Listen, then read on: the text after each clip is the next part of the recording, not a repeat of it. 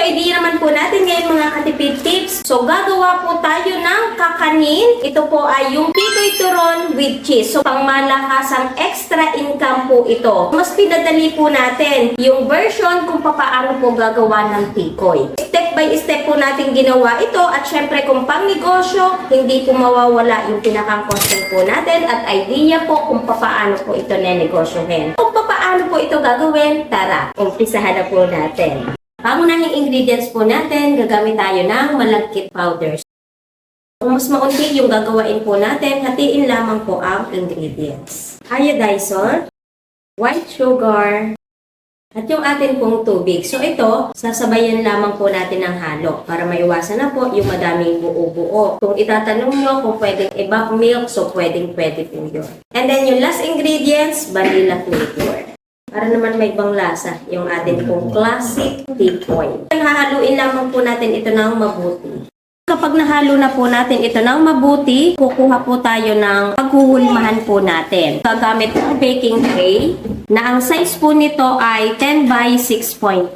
And then ito pinahidan ko po ng oil para hindi po didikit yung ating classic tikoy. Pwede rin naman, lagyan natin ng cling wrap para mas mabilis nating matanggal yung ating pong tikoy mamaya. So yung pinakang mixture po natin, paghahatiin lamang po natin.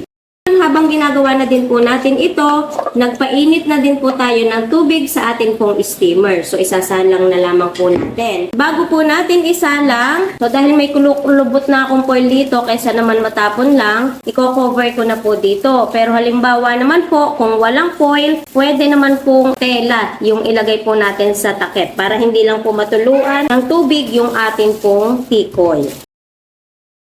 Saktong-sakto dito sa steamer po natin na ang size ay 36 cm. Okay, so kapag kumukulo na, pwede na po natin isalang. I-steam po natin na 15 to 20 minutes. So, depende naman po yon sa kapal. Itututpig check lamang po natin bago po natin hangupin. Yung apoy po natin, medium fire. Sabi tayo ng timer again. Okay, so hindi 15 minutes mga katipid tips kasi kapal yung ginawa po natin. After 1 hour, luto na po itong ating classic tikoy. Eto na yon.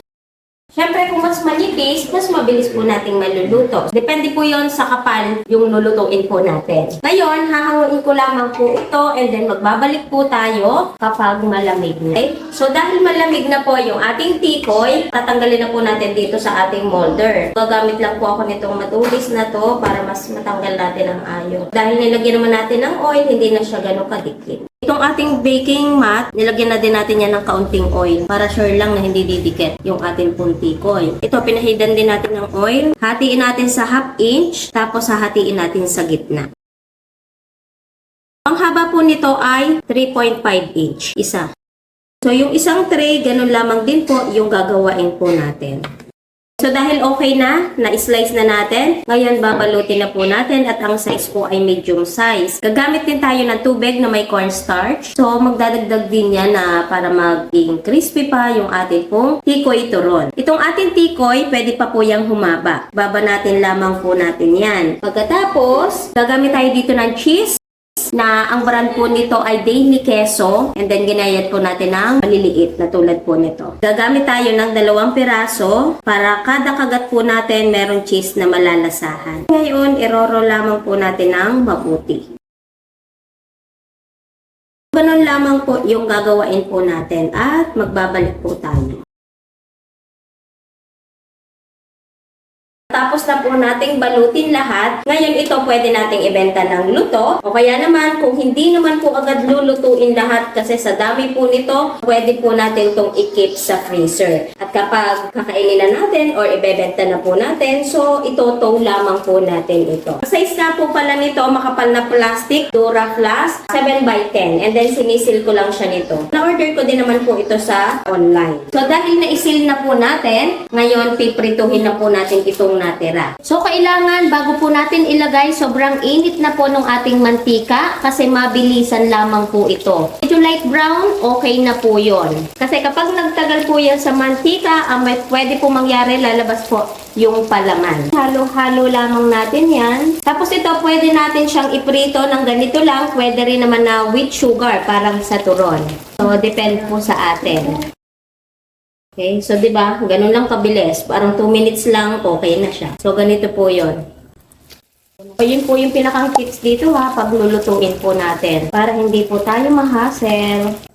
So, di ba, ganun lamang po dapat kabilis nating lutuin itong ating tikoy turon para hindi po tayo ma-hassle. As in, mabilis na mabilis lang and then high fire. So, ngayon, ito po ay titikman na po natin. So, kahit naman po ganun kabilis lamang pong niluto, ito pa rin po ay crunchy. So, di ba, ang ganda ng pagkakaluto. So, ganito siya. Diba parang mozzarella lang, humahaba. Kitang-kita po dito yung cheese kasi talagang magkadugtong yung cheese natin dito, walang pakdaw. Para kada kagat po natin, talagang malalasahan po natin dito yung cheese. Sarap.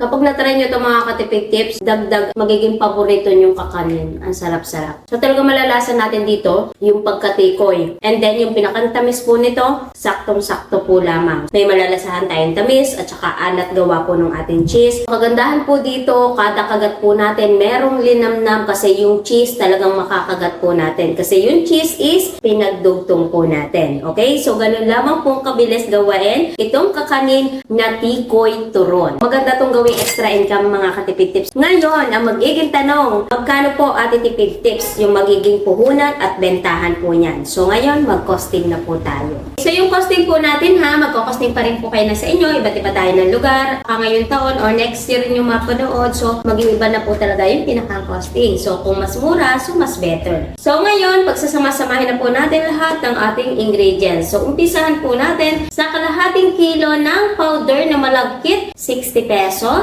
Sugar, 16 pesos. Vanilla, salt, at water, pagsamasamahin na po natin, so sabihin na po natin na 5 pesos. Tapos, sa cheese na inilagay po natin, so tayo po ay nakadalawang box, pero meron pa po dong labis na kaunti, pero tuusin na po natin sa dalawang box. Bali, ang isang box is 35 pesos to 70 pesos. Kasi kung natatandaan nyo, yung inilagay po natin cheese dito ay dalawang gaya. Wrapper po natin, tutuusin na din po natin sa dalawa. Bali, ang isang balot, 40 pesos. Meron pa pong labis doon kasi tayo po ay naka 76 pieces po lamang. Sa oil po natin, sabihin na lamang po natin na 15 pesos kasi hindi po siya takaw sa mantika. So yung 15 pesos, labis-labis pa din po yon. Kaya ang total po lahat ay 246 pesos. Pero magpa-plus pa po tayo doon ng other expenses. Yung sa gas po natin, nung in-steam po natin, and then nung pinirito na po natin. Pagkatapos, yung labor po natin at yung saglit na pagsisil po natin kung gagamit po tayo ng kuryente. At sabihin na din po natin, isama na din po natin dito yung packaging, yung paglalagyan nating brown paper kapag meron pong bibili o kaya naman po ay plastic. So sabihin na po natin na 100 pesos. Lahat-lahat dito